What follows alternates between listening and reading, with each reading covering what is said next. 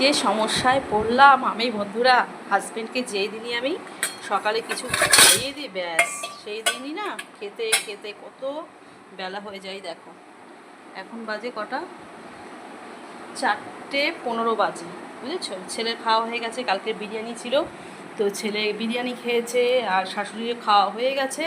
কিন্তু আমার হাজব্যান্ড দেখো, সকালে আমরা খাবো, বাড়িতে থাকে মঙ্গলবার, তো হাজব্যান্ড খাবে না, খাওয়ালাম ভালোবেসে যেটা হয়। তো খাইয়ে আমার হাজব্যান্ড এমন ঘুম দিয়েছে, এখন ডেকে ডেকে আমার হাজব্যান্ডের আর ঘুম ভাঙছে না, বুঝতে পেরেছো, ঘুম ভাঙছে না। তো আমিও দেখো এখনও খাইনি, টেবিলে খাবার রয়েছে। এবার কি বলো তো, সত্যি কথা বলতে মানে অভ্যাসটাই নেই যে হাজব্যান্ড খাইনি খাবো, মানে সবসময় ওকে দিয়ে ঠিয়েই তো আমি খেতে বসি, সে কারণে মানে সেই অভ্যাসটাও নেই। আর এখনও দেখো খাওয়াও হয়নি, 4:15 বেজে গেছে, কি করব বুঝতেও পারছি না। তো চলো তোমাদেরকে আমি আজকে লাঞ্চ মেনুটা দেখিয়ে দিই। বন্ধুরা, আজকে বানিয়েছি উচ্ছে দিয়ে কুমড়ো দিয়ে বটি। আর আমাদের না এখন প্রায় দিনই উচ্ছে কুমড়ো বটিটাই কিন্তু করা হচ্ছে। আর সবাই যেহেতু ভালো খাওয়া হয়, একদিন কিন্তু এই উচ্ছে কুমড়ো বটি আমিই পছন্দ করতাম না, আর এখন দেখো প্রায় দিনই উচ্ছে কুমড়ো বটি হয়।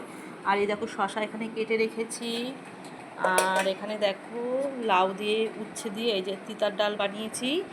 আর সাথে এই দেখো এই যে গন্ধরাজের মানে লেবুর এ দেখো পাতা কিন্তু দিয়েছি ডালের মধ্যে, কারণ ঘরে আজকে একটাও লেবু নেই জানো তো। আর তিতার ডালে যদি একটু লেবু না হয়, আর তার মধ্যে আমার ছাদে যেহেতু একটা ছোট্ট লেবু গাছ রয়েছে, এখনও কিন্তু কোনো ফুলও আসেনি, মানে কিছুই হয়নি, কিন্তু যেদিনই আমার ঘরে না থাকে সেই দিনই কিন্তু এই লেবু পাতা দিয়ে আমি কাজ চালাই।